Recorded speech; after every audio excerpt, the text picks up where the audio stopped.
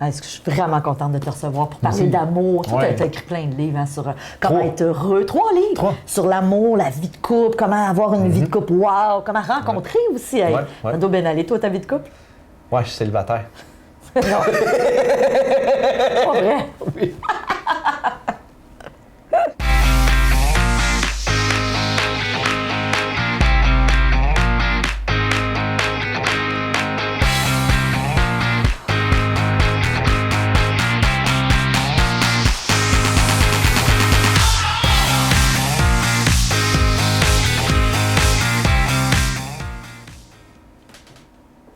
Bonjour et bienvenue à Mastef TV, votre télé inspirante. J'espère que vous allez bien.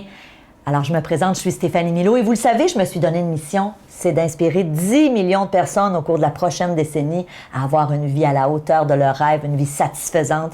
Et aujourd'hui, on parle d'amour. On est-tu d'accord que l'amour, ça aide à justement avoir une vie à la hauteur de nos attentes? Et pour nous en parler, j'ai un spécialiste. J'ai quelqu'un qui a écrit beaucoup au cours des dernières années sur l'amour. Alors, je vous le présente tout de suite. Son nom est David Bernard. Il est conférencier, coach. Salut!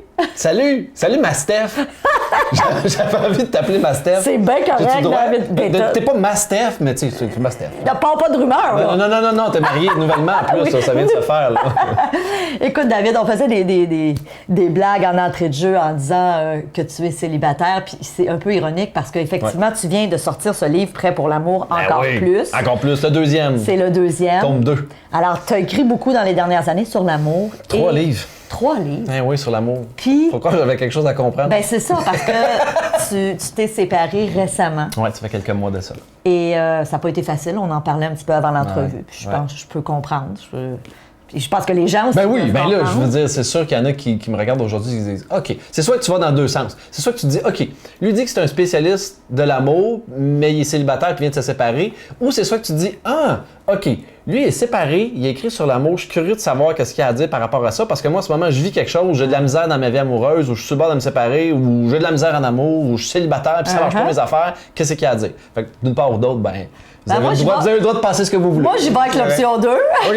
Et j'ai envie d'avoir justement ton point de vue. Qu'est-ce qui fait qu'aujourd'hui, tu sais, faut pas se le cacher, là, les statistiques le prouvent, là, 50% des couples, en tout cas au Canada, vont se séparer. Un petit peu la même chose du côté de l'Europe. Il y a beaucoup de séparations. Ouais. Comment t'expliques ça, toi, David Bernard, que les gens se séparent aussi facilement? Tu sais qu'il y a des études qui ont été faites pour savoir ce qui faisait qu'un couple fonctionnait à court, moyen et long terme. C'est très intéressant parce que c'est 3 facteurs différents. À court terme, c'est ce qu'on appelle la chimie. Ouais. La chimie, c'est donner des yeux. Tu n'as aucun contrôle dessus, c'est les phéromones, tu es de la personne, puis tu ressens, tu renifles, puis tu sens une attirance qui est soit physique ou intellectuelle ou émotionnelle. Il se passe quelque chose. Sauf que ça, c'est prouvé que les phéromones et la chimie, ça va durer entre 3 mois jusqu'à 3 ans. Fait qu'à un moment donné, c'est voué à s'en aller et la grosse passion du début va se transformer en quelque chose d'autre, qui peut être une belle complicité, une synchronisation des deux, une passion commune ou peu importe, mais ça, à un moment donné, c'est voué à partir. Ensuite de ça vient le deuxième facteur qui va faire que ça va fonctionner à moyen terme, qui est la capacité à communiquer. Ça, c'est pas compliqué. C'est de dire tes besoins, d'exprimer ce que tu veux, ce que tu aimes, ce que tu aimes moins, ce qui te fait vibrer en amour. Et quand les deux sont bons pour se retrouver sur la même longueur d'onde, à ce moment-là, le couple peut perdurer dans le temps. Et le troisième facteur qui va faire que ça peut durer à très long terme, c'est très intéressant parce que c'est un paradoxe, en fait. On appelle ça le paradoxe de la complémentarité et de la compatibilité. C'est-à-dire que dans un couple, tu vas soit être un peu plus compatible avec l'autre ou complémentaire. La différence entre les deux, c'est que quand tu es compatible, tu es pareil, tu veux la même affaire, tu es ambitieux toutes les deux, tu as des projets, ça tourne, tu t'en vas dans la même direction, ça drive. Et ça alimente le couple à long terme. Fait que ça, c'est un gage de succès. Ou encore, plutôt qu'être compatible, tu es complémentaire. Quand tu es complémentaire, ce que ça veut dire, c'est que tu es très différent. Et donc, les deux se nourrissent de l'énergie un de l'autre et se complimentent bien.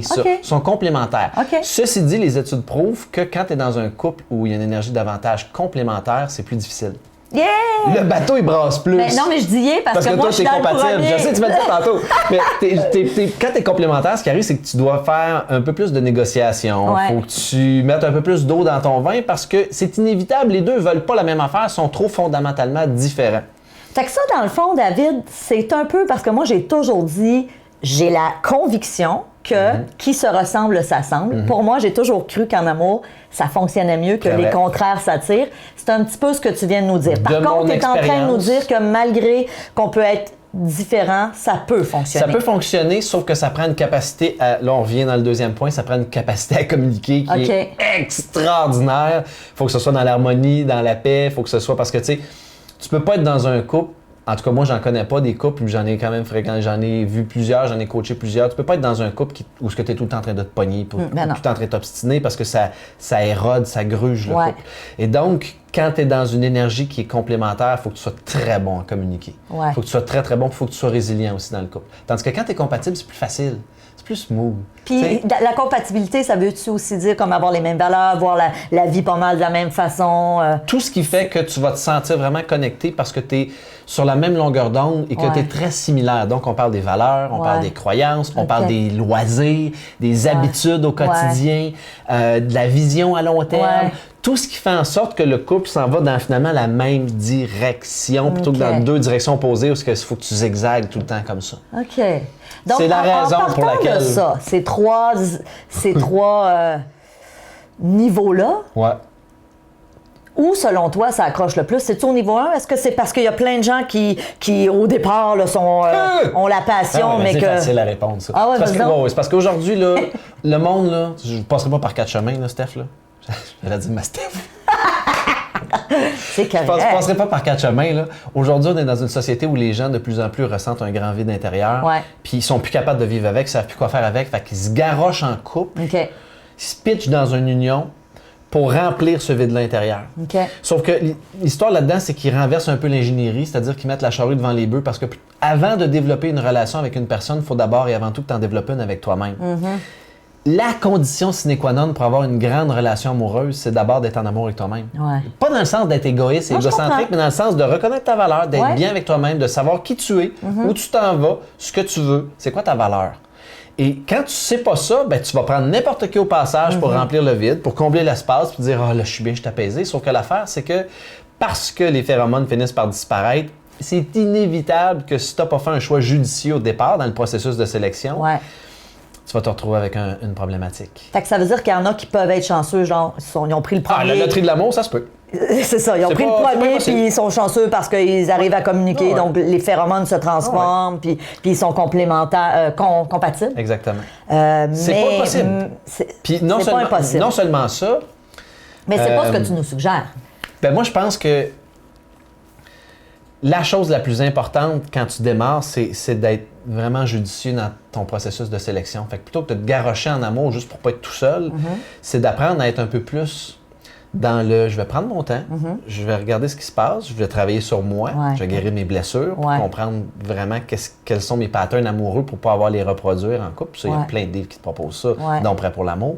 Puis ensuite de ça, quand je vais m'engager dans le processus, je vais m'arranger pour choisir une personne en prenant mon temps, d'abord et avant tout, pas en brusquant la relation pour dire « bon, ben let's go, on se dépêche mais plutôt je vais prendre mon temps pour découvrir la personne puis voir à quel point c'est possible, ça se peut, à quel point on est sur la même longueur d'onde. Tu vois, ça, c'est un peu, pour répondre à la question de base, c'est un peu la raison pour laquelle je me suis séparé. Je n'ai pas respecté mes enseignements. Je suis allé trop vite en affaires dans ma dernière relation. C'est allé vite. C'est allé très, très vite. Après 3 mois, mon ex-blonde est tombée enceinte. Et, ça a donné cette belle petite fille. Ça a donné ma belle petite fille. Puis c'était mon plus grand rêve dans la vie, c'était d'être papa. Fait que, tu sais, ça, c'était bon. Par contre, toutefois, en amour, le fait qu'on soit allé vite, ça a fait en sorte qu'on s'est retrouvé dans une union où on se connaissait peu. Et quand on a commencé à se découvrir, on a réalisé qu'on n'était absolument pas compatibles, mais même dans le corps, là, dans les loisirs du quotidien, mais aussi dans les valeurs à long terme. Ce qui faisait en sorte que ça pouvait pas tenir la route. Puis je t'ai entendu dire dans une autre entrevue, tu disais, moi, mon rêve, c'était d'avoir une famille unie parce que tu as des parents qui sont encore ensemble. Toujours ensemble. 50 ans de mariage cette année. Wow! Fait que c'est sûr que c'est une déception. Hein, quand non, c'est pas une déception. Ça m'a sur le coup démoli. Puis t'as pas idée encore. Tu sais, là, on va aller dans le vrai aujourd'hui. Fait que là, aujourd'hui, il n'y a pas de bullshit, il n'y a pas d'emballage, il n'y a pas de glaçage sur le gâteau. Là, c'est la vérité. Là. Imagine-toi, OK? Moi, j'ai essayé de sauver mon couple. Ça faisait 3 ans et demi qu'on était ensemble. Puis j'ai dit à ma blonde, il faut qu'on fasse quelque chose parce que les deux, on était à la même place. On le savait que ça marchait pas, mais on voulait tellement que la famille se tienne on était prêts à faire des efforts. On est partis ensemble au Costa Rica pendant 5 semaines pour vivre un voyage vraiment pour reconnecter, pour se retrouver. Puis finalement, la seule chose que ça a fait, c'est que ça nous a fait prendre conscience à quel point, tu sais, c'était pas ça. Puis à un moment donné, dans la vie, tu arrives devant un difficile constat de je peux m'acharner pour les mauvaises raisons qui peuvent sembler être les bonnes. Dans ce cas-ci, c'était de protéger la famille. Ou je peux avoir le courage de dire je ne vais pas passer ma vie quand même malheureux. Parce que, écoute, quand tu te retrouves au paradis, tu es avec ton partenaire de vie puis tu te sens affreusement tout seul en dedans, il y a un problème. Non, imagine mais imagine, moi, où je m'en allais avec ça, là, imagine que moi, ce moment-là, c'était en décembre l'année dernière, en janvier l'année dernière, je revenais pour faire la promotion de mon premier livre. Pas celui-là, l'autre, le premier, Prêt pour l'amour. Le sous-titre était « Attirer le partenaire de vos rêves ». Puis moi, je m'en allais me séparer. Ça n'avait pas de bon sens, Steph. J'étais tellement en souffrance, là. Je souffrais par en dedans, là, parce qu'il y avait une incongruence là-dedans. OK? Mais l'incongruence était que, oui, j'avais attiré l'amour. Puis oui, en apparence, je te l'ai dit tantôt, c'était un peu un amour plastique, dans le sens qu'on était beaux ensemble. On faisait des belles photos, on avait une petite famille, c'était beau, c'était le fun. Sauf que il manquait de substance, il manquait le vrai, il manquait la connexion que moi je recherchais tant. Puis elle aussi à son niveau, tu sais. Et moi, je vivais une souffrance terrible de ça, de dire, OK, mais là, je suis dans une incongruence totale de je m'en vais lancer, promouvoir un livre sur attirer l'amour, puis moi, je veux me séparer parce que... Fait il y avait une petite incongruence là-dedans, mais ce dont je suis très fier, par contre, c'est que le livre, je l'ai vraiment écrit avec mon cœur, puis ça m'a pris 2 ans à... Parce que moi, je suis un chercheur d'abord et avant tout. Fait que je me suis mis à chercher, j'ai étudié à travers le monde ce qui faisait que ça fonctionnait en amour. Fait que tu sais, j'ai pas la prétention, tu sais, tantôt, tu as dit, on a un spécialiste de l'amour. Je suis un gars qui a appris beaucoup sur l'amour, qui est en train de l'intégrer dans sa vie, parce qu'il avait à l'intégrer, parce que moi, j'enseigne ce que j'ai besoin d'apprendre. Comme la plupart du monde. On fait tout ça. Comme la plupart du monde. Mais à ce moment-là, quand j'ai fait aïe aïe, OK, comment je vais faire pour lancer ce livre-là dans la situation où je suis, ça m'a pris beaucoup de courage, puis j'ai perdu des plumes là-dedans. Ça n'a pas été facile. Mais ce que j'allais dire, c'est que je suis très fier parce que le livre, à ce jour, là, je te dis, je les accumule, puis je les fais imprimer. Là, j'ai plusieurs centaines de témoignages de gens qui ont utilisé la méthode Prêt pour l'amour pour attirer l'amour dans leur vie, qui m'envoient des photos d'eux autres avec leur chum, leur blonde, puis le livre. Fait que je capote, je le sais que ça marche. C'est ça. Sauf qu'à ce moment-là, j'ai été cordonnier mal chaussé. la bonne personne, c'est ça. Sauf que moi, j'ai été cordonnier mal chaussé pendant un petit moment. C'est comme... on le vit tous, ça, là. Bon, c'est comme les grands coachs de hockey. Les meilleurs coachs de hockey, là, souvent, ils sont sur le banc, ils n'ont jamais joué au hockey de leur vie, mais ils savent quoi faire, quoi dire, comment placer les joueurs pour avoir les résultats maximales. Tout à fait. Fait que je pense qu'à ce moment-là de ma vie, j'étais là. T'étais là. Puis là, j'étais encore en cheminement de... Si t'es célibataire, tu restes dans le coin de Montréal... On laissera le numéro après. On va le passer en bas ici en bas. davidbernard.ca. C'est facile à trouver. Mais écoute, avant de terminer, j'aimerais... Parce que je trouve ça très touchant, puis merci de ton authenticité, puis de nous partager ça avec tellement d'humilité, puis je trouve ça beau. Et je sais qu'il y a des gens en ce moment qui nous écoutent et qui vivent peut-être ça. C'est sûr. Qui sont sûrement dans une relation, c'est sûr. Et que le fait d'avoir un enfant, tu le disais avant l'entrevue, ça joue dans la balance. Tu t'es acharné encore plus, puis ton ex aussi à vouloir que ça marche. Il y a peut-être des gens qui sont là en ce moment. Si tu avais un conseil à leur donner. Je sais que tu en aurais plusieurs, puis on va aller de toute façon plus loin dans notre prochaine entrevue, mais si tu en avais juste un, David, pour ces gens-là là, qui sont peut-être dans une situation de couple difficile en ce moment. Je suis pas mort, là, je suis en train de... Je canalise. Ton temps. Je canalise. Moi, je pense que tu peux vivre ta vie en fonction de 2 GPS. Le GPS du rationnel, de la tête, ou le GPS, gestion par sensation, le GPS du cœur qui va te guider. Toutes les fois dans ma vie où j'ai pris des décisions avec ma tête, quand mon cœur faisait j'ai souffert. Puis toutes les fois où j'ai pris des décisions avec mon cœur, mais que ma tête n'était pas sûre, j'ai été heureux pareil, puis ça a passé. Fait que le conseil numéro un que je dirais, c'est même si tu sais que tu t'embarques dans un méchant voyage, puis qu'il va y avoir des vagues, puis tu vas prendre des bouillons, écoute ton cœur. Écoute ton cœur, vraiment. Puis si t'es pas capable de l'écouter, là, prends des moments de silence, va marcher dans le bois, prends une journée ou 2 à toi, pour pas t'occuper de tes enfants, ni de ton chum, ni de rien, ni de la vie, puis va quelque part où tu peux t'isoler, faire le silence, puis écouter ce qui se passe en dedans. Puis apprivoise le processus. C'est pas obligé d'être... Il y en a qui sont tranchants dans la vie, puis c'est comme, OK, je décide là. Moi, ça m'a pris des mois avant de prendre la décision, tu sais.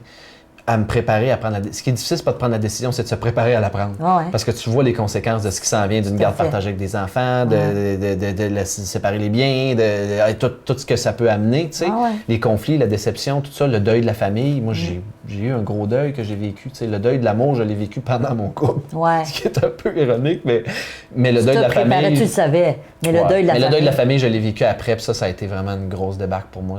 Ça m'a blessé, tu sais. Ouais. Mais la bonne nouvelle, c'est qu'aussi difficile que ça puisse sembler pour vous, le cœur finit toujours par guérir. Puis moi, je pense qu'il y a une grande force qui nous guide tout le temps. Tu lui donnes le nom que tu veux, tu sais. Mais cette grande force-là, ce qu'elle veut, c'est ton bien puis ton bonheur. Fait que, tu sais, à partir du moment où tu te sens pas bien en dedans, là, faut que tu changes. Faut que tu changes quelque chose. Faut que tu ajustes les affaires parce que sinon, tu te condamnes à être misérable dans une vie qui est non seulement pas à la hauteur de tes attentes, mais qui n'est pas à la hauteur de qui tu es comme personne, tu sais. Puis si toi, t'es pas heureux, l'autre l'est inévitablement pas non plus. Hein? C'est ça. C'est ça. Fait que courage. Ouais. Courage. David, merci beaucoup. Bienvenue. Évidemment, c'est sûr. C'est sûr que j'invite les gens à courir chercher ton livre. Il est tellement hot, ce livre-là. Moi, je capote. Je suis tellement fier, là. Je te dis, là, ça, c'est comme tout le top de tout ce que j'ai appris en 6 ans à étudier l'amour partout à travers le monde, des formations, des livres, des programmes. J'ai tout mis ça dans 2 livres. Puis ça, c'est comme là, j'ai dit, là, je veux plus écrire sur l'amour. Fait que là, j'ai comme mis 280 pages de tout ce que je voulais là-dedans. Puis ce que j'aime de ce livre-là, là, c'est que c'est éclair. C'est pas une méthode, c'est pas un concept. C'est comme un sujet, 3 pages. Un sujet, 3 pages, des fois 2 pages, des fois 3 pages. Mais c'est comme, puis t'en as avant ta relation, au début de ta relation, puis pendant ta relation. Fait que t'as vraiment comme un éventail sur l'amour que tu peux aller chercher à tous les niveaux. Puis c'est ludique, c'est le fun, c'est drôle, c'est crunchy. Je raconte des détails, des affaires qui vont peut-être vous choquer, mais moi, je suis bien fier. C'est mon meilleur, je pense, à date, en 4 livres. D'ailleurs, dans notre prochaine entrevue, on va aller beaucoup plus loin parce qu'il y a peut-être des célibataires qui nous écoutent en ce moment, David, et qui veulent sortir de cette spirale de célibat. Il y a peut-être des gens qui sont en couple qui disent « Oui, mais OK, j'aimerais ça avoir des stratégies pour que ça marche. » J'en ai plein. Hein, t'en as plein. J'en ai plein. Alors... Je les ai pas toutes appliquées, mais là, je les ai intégrées. Fait que la prochaine fois... D'ailleurs, tu le disais tantôt, pour les célibataires et les autres qui veulent en savoir plus sur David Bernard, on peut te rejoindre à... Décourager Bernard. Hey, ça peut te filer. davidbernard.ca. C'est là qu'on peut te rejoindre. Pour les membres premium, allez tout de suite à la prochaine entrevue dans laquelle on va vous donner des outils. Si vous êtes en couple, pour continuer à être heureux ou pour l'être plus ou pour peut-être fixer votre couple. Si vous êtes célibataire, on va aussi parler de comment trouver l'amour avec David Bernard. David, merci du fond du cœur. Ça fait plaisir. Pour les membres, pour les gens de Mastef, merci, je vous aime, je vous souhaite plein d'amour. Moi aussi, je vous aime. Je vous connais pas, mais je vous aime pareil. Je suis content d'être ici avec vous autres. Et si vous pensez que ce que David nous a dit aujourd'hui, ça peut aider quelqu'un de votre entourage, votre soeur, votre ami, ta chum au bureau, oui, effectivement, partagez nos petites chroniques. Ouais. On veut répandre l'amour un petit peu partout. Alors, merci de votre confiance, je vous embrasse et on se voit dans une prochaine entrevue. Salut!